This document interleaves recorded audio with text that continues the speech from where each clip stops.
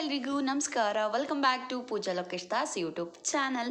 ನನ್ನ ಫೇಸ್ ಸ್ವಲ್ಪ dry and dull ಅನ್ನಿಸ್ತಾ ಇತ್ತು ಅಂತ ನಾನಿವತ್ತು ಸ್ಕಿನ್ ಕೇರ್ ಮಾಡೋಣ ಅಂತ ಅಂದ್ಕೊಂಡು ಆ್ಯಂಡ್ ಒಂದಷ್ಟು ನನ್ನ ಹಣೆ ಮೇಲೆ ಕೂಡ ಪಿಂಪಲ್ಸ್ ಎಲ್ಲ ಆಲ್ಮೋಸ್ಟ್ ಕಮ್ಮಿ ಆಗಿದೆ.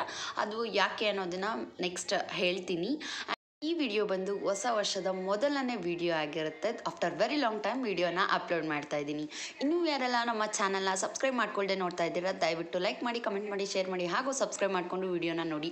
ಫೇಸ್ ವಾಶ್ ಮಾಡಿ ಸ್ಕಿನ್ ಕೇರ್ ಮಾಡೋಣ ಬನ್ನಿ. ಫೇಸ್ ವಾಶ್ ಆಯಿತು. ನಾನಿಲ್ಲಿ ಕಡಲೆ ಹಿಟ್ಟು, ಅರಿಶಿನ, ಹಾಲನ್ನು ಹಾಕಿ ಫೇಸ್ ಪ್ಯಾಕ್ನ ಮಾಡ್ಕೊಳ್ತಾ ಇದ್ದೀನಿ. ಇದು ತುಂಬ ಈಸಿ ಆ್ಯಂಡ್ ಕ್ವಿಕ್ ಆಗಿದೆ ಆ್ಯಂಡ್ ಗುಡ್ ರಿಸಲ್ಟ್ ಕೂಡ ಸಿಗುತ್ತೆ. ಇದನ್ನು ಚೆನ್ನಾಗಿ ಮಿಕ್ಸ್ ಮಾಡಿಕೊಂಡು ಅಪ್ಲೈ ಮಾಡ್ತಿದ್ದೀನಿ. ಇದಕ್ಕೆ ಮಿಲ್ಕ್ ಇಲ್ಲ ಅಂದರೆ ಕರ್ಡ್ನ ಕೂಡ ನಾವು ಯೂಸ್ ಮಾಡಿಕೊಂಡು ನಮ್ಮ ಫೇಸ್ಗೆ ಅಪ್ಲೈ ಮಾಡ್ಬೋದು.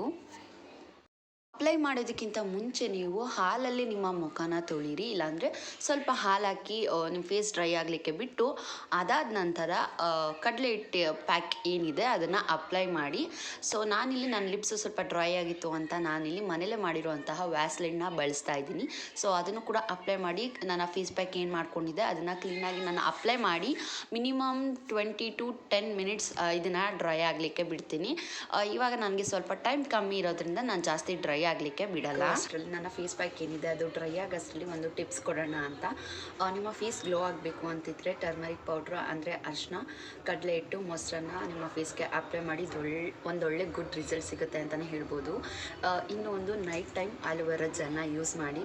ಆಲೋವೆರಾ ಜೆಲ್ಲೆಲ್ಲ ಯೂಸ್ ಮಾಡೋಕ್ಕೆ ಅಷ್ಟು ಇಷ್ಟ ಇಲ್ಲ, ಕಂಫರ್ಟೇಬಲ್ ಇಲ್ಲ ಅನ್ನೋರು ಹಾಲನ್ನು ಒಂದು ಕಾಟನ್ಗೆ ಅದ್ದಿ ಫೇಸ್ ಫುಲ್ ಅಪ್ಲೈ ಮಾಡಿ ಡ್ರೈ ಆಗಲಿಕ್ಕೆ ಬಿಡಿ. ನಾರ್ಮಲಾಗಿ ಫೇಸ್ ವಾಶ್ ಮಾಡಿ ಮಾರ್ನಿಂಗು, ಅದು ಕೂಡ ಒಂದೊಳ್ಳೆ ಗುಡ್ ರಿಸಲ್ಟ್ ಸಿಗುತ್ತೆ ಅಂತಲೇ ಹೇಳ್ಬೋದು.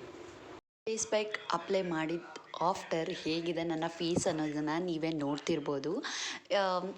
ಇನ್ಸ್ಟೆಂಟಾಗಿ ಹೇಗೆ ನನ್ನ ಸ್ಕಿನ್ ಗ್ಲೋ ಆಗಿದೆ ಅಂತ.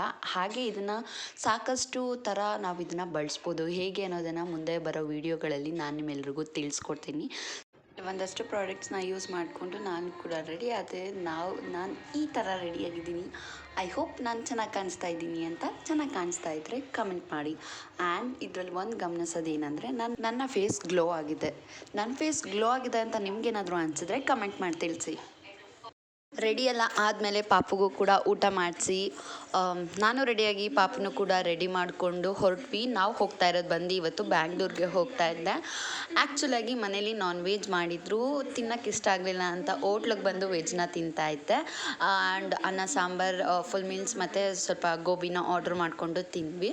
ನಾನು ತಿನ್ನೋ ಅಷ್ಟರಲ್ಲಿ ಪಾಪುನ ನೋಡ್ಕೋತಾ ಇದ್ರು ನನ್ನ ಹಸ್ಬೆಂಡು. ಅದಾದ ನಂತರ ಬಸ್ಸಲ್ಲಿ ನಾವು ಬಂದ್ವಿ.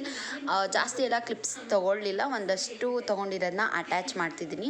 ಮನೆಗೆ ಬಂದು ಮತ್ತೆ ಫ್ರೆಶ್ ಅಪ್ ಎಲ್ಲ ಆಗಿ ಪಾಪುಗೆ ಹಣ್ಣು ತರಬೇಕಾಗಿತ್ತು ಅಂತ ಹೇಳಿ ಹಣ್ಣು ತೊಗೊಂಡು ಬರಲಿಕ್ಕೆ ಅಂತ ಹೋದೆ. ಆ್ಯಂಡ್ ರಾತ್ರಿ ಇನ್ನು ಜಾಸ್ತಿ ವೀಡಿಯೋಸ್ ಮಾಡಲಿಕ್ಕೆ ಹೋಗಲಿಲ್ಲ.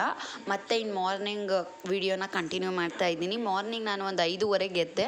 ಯಾಕೋ ಗೊತ್ತಿಲ್ಲ, ತುಂಬ ಬೇಗನೆ ಎಚ್ಚರ ಆಯಿತು. ಯಾವ ದಿನ ಅಂತ ಗೊತ್ತಿರಲಿಲ್ಲ. ಫೋನಲ್ಲಿ ನೋಡಿದಾಗ ಗೊತ್ತಾಯಿತು ಇವತ್ತು ಗುರುವಾರ ಅಂತ. ಸೊ ಗುರುವಾರ ಆಗಿರೋದ್ರಿಂದ ರಾಯರ ವಾರ ಮಾಡೋಣ, ಪೂಜೆ ಮಾಡೋಣ, ದೇವಸ್ಥಾನಕ್ಕೆ ಹೋಗೋಣ ಅಂತ ಹೇಳಿಬಿಟ್ಟು ಹಾಗೆ ಕ್ವಿಕ್ಕಾಗಿ ಪಾಪು ಎದ್ದೇಳೋಷ್ಟರಲ್ಲಿ ಎಲ್ಲ ಕೆಲಸನೂ ಮುಗಿಸ್ಕೊಂಡು ನೆಮ್ಮದಿಯಾಗಿ ಪೂಜೆ ಮಾಡಿ, ನಾನು ಪೂಜೆ ಮುಗ್ದಿದ್ದು ಒಂದು 5 minutesಗೆ ಪಾಪು ಕೂಡ ಎದ್ಲು. ಅವಳಿಗೂ ಕೂಡ ಫ್ರೆಶ್ ಅಪ್ ಮಾಡಿ ದೇವಸ್ಥಾನಕ್ಕೆ ಹೊರಟ್ವಿ.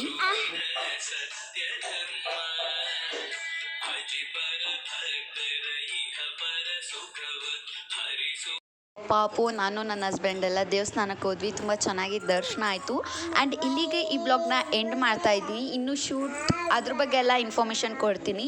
ಇನ್ನೂ ಈ ಡೇ ಕಂಪ್ಲೀಟ್ ಆಗಿಲ್ಲ, ಇದು ಜಸ್ಟ್ ಮಾರ್ನಿಂಗ್ ಅಷ್ಟೇ.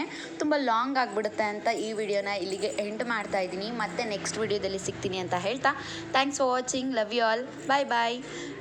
ಪ್ಲೀಸ್ ಸಬ್ಸ್ಕ್ರೈಬ್ ಮಾಡಿಕೊಂಡು ವಿಡಿಯೋನ ನೋಡಿ.